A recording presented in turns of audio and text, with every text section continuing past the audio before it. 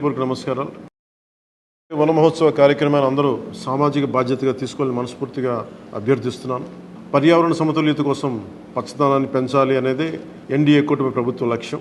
29% ఉన్న పచ్చదనం 50% తీసుకెళ్లాలే లక్ష్యంగా పనిచేస్తున్నాం. ఈ వన మహోత్సవ కార్యక్రమంలో మరొక ముఖ్య విషయం, వృక్షజాతుల ఎంపిక చాలా కీలకం. అవి స్వదేశీ వృక్షజాతులను ఎంపిక చేసుకోవటం చాలా అవసరం. స్థానిక వృక్షజాతులు నాటడం ద్వారా జీవ వైవిధ్యాన్ని, నేల ఆరోగ్యాన్ని మరియు పర్యావరణం మరియు మానవ ఆరోగ్యాన్ని కాపాడిన వాళ్ళు అవుతాం. అందుకే దేశవాళీ చెట్లు పెంచడం చాలా అవసరం.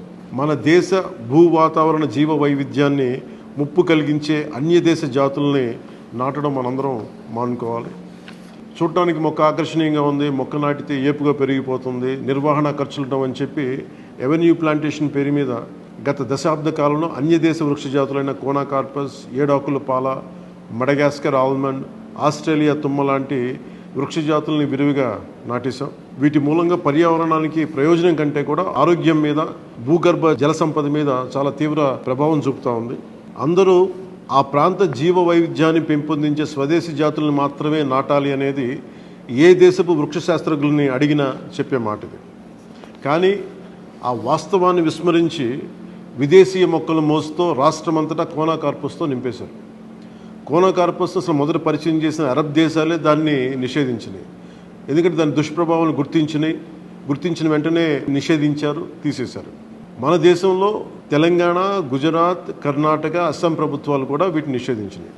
ఈ కోనాకార్పస్ లాంటి విదేశీ వృక్ష జాతుల మూలంగా జరిగే అనర్థాలు చాలా ఉన్నాయి. అవి ముఖ్యంగా మన భూగర్భ జల సంపదను హరించి వేస్తాయి, శ్వాస సంబంధ ఆరోగ్య సమస్యలకి కారణమవుతున్నాయి. కోనాకార్పస్ ఎలాంటి వృక్ష జాతి అంటే పశువులు తినవు, పక్షులు గూడు పెట్టవు, కనీసం పక్షులు కూడా వాలవు. చెట్టుని చేమని ఆధారంగా చేసుకుని బతికే క్రిమికీటకాలు కూడా ఈ చెట్లు జోలికి రావు. పక్షులే దూరంగా ఉండే ఈ మొక్కల్ని మనం మోజులో పడి ఎందుకు వేయాలి అనేది కీలకమైన ప్రశ్న. అందుకే ప్రతి సంవత్సరం జూన్, జూలైతో మొదలై నవంబర్లోని కార్తీక సమారాధన వరకు కొనసాగే ఈ వన మహోత్సవ కార్యక్రమంలో మన స్వదేశీ జాతులైన జీవ ఇంధనంగా ఉపయోగపడే కానుగ, వేప, చింత, ఉసిరి, శ్రీగంధం, ఎర్రచందనం, రావి, మర్రి, రేల, దిరిసెన, సీత, అశోక, మారేడు, నేరేడు, దేవకాంచనం, తెల్లమద్ది, మామిడి, కదంబం, జమ్మి, వెలగ, సీతాఫలం ఇలాంటి ఇంకా ఎన్నో మన జాతుల మొక్కల్ని నాటాలని అందరినీ అభ్యర్థిస్తున్నాం, కోరుకుంటున్నాం. 29% ఉన్న మన పచ్చదనాన్ని 50% తీసుకెళ్లే లక్ష్యంగా చంద్రబాబు నాయుడు గారి నాయకత్వంలో కూటమి ప్రభుత్వం పనిచేస్తుంది. అందరం కలిసి పచ్చదనాన్ని పెంచుకుందాం, పర్యావరణాన్ని కాపాడుకుందామని తెలియజేసుకుంటూ జై హింద్.